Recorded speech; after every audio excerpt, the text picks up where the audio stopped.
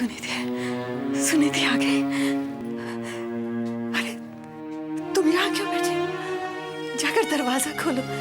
देखो बेल हुई ना अभी, वो सुनीति की ही बेल है।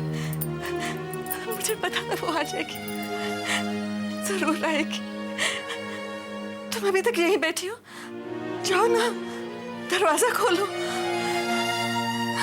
ठीक है, मैं ही जाती हूँ।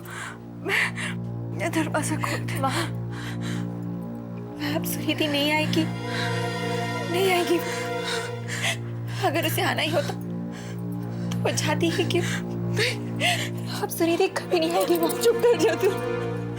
वो जरूर आएगी, वो जरूर आएगी। वो मुझे छोड़ के नहीं जाएगी, वो मुझे छोड़ के नहीं जाएगी। कृष्णा। हाँ साहब। मैं जा रहा हूँ कृष्णा, तृप्ति का ख्याल तुम रखना। अगर शीतल मेम साहब आए तो उसे घर के अंदर भी मत आने देना, ठीक है? लेकिन आप जा कहाँ रहे हैं भाई साहब? सुनीति को ढूंढने। आप कहाँ कहाँ ढूंढेंगे सुनीति मैम साहब? मैं नहीं जानता कहाँ कहाँ ढूंढूंगा, बस सिर्फ इतना जानता हूँ कि उसे ढूंढना ही है। साहब आप उनसे मिल भी तो नहीं सकते।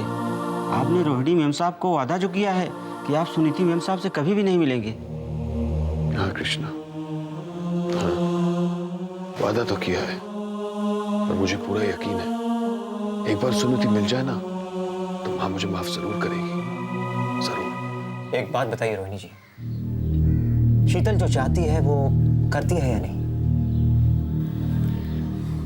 शीतल जो ठान लेती है उसे करके ही रहती है। और शीतल ने ठान लिया है कि वो अच्छी बनेगी, और वो अच्छी बनने में कामयाब हो गई है। शीतल ने तो ठान लिया था कि सुनीति को बर्बाद कर देगी, और उसने उसे बर्बाद कर भी दिया। नहीं रोहिणी जी नहीं, शीतल जान गई है जितना वो सुनीति को अभय की जिंदगी से दूर रखने की कोशिश करेगी उतना ही अभय उसकी जिंदगी से दूर होता जाएगा। अगर उसे अभय का प्यार पाना है तो उसे सुनीति को अपनाना ही होगा, और ये बात समझ के वो यहाँ पर आई थी आप सबको लेने के लिए। हाँ, ऐसा ही कह रही थी शीतल। और फिर भी आप लोगों ने उसका विश्वास नहीं किया। क्या यही नियम है इस संसार का?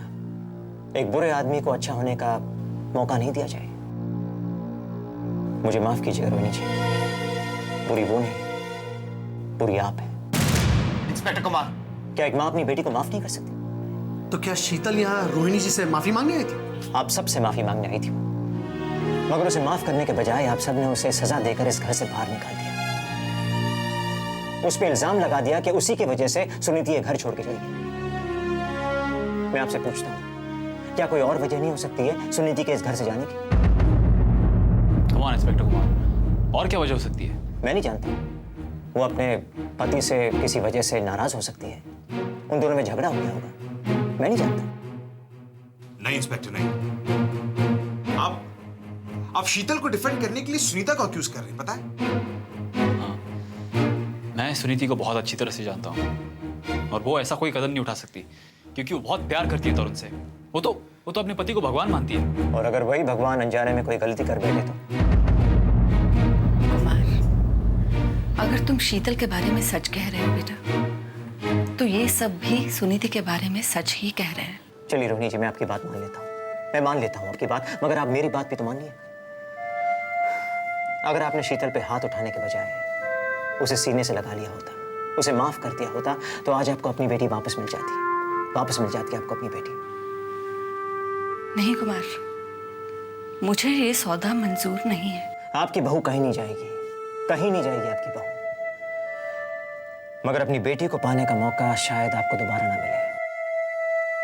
रोहिणी जी, आपने एक पराये को माँ का प्यार दिया, उसे नेकी के रास्ते पे चलना सिखाया, उसे एक अच्छा इंसान बनाया। शीतल तो आपकी अपनी बेटी है,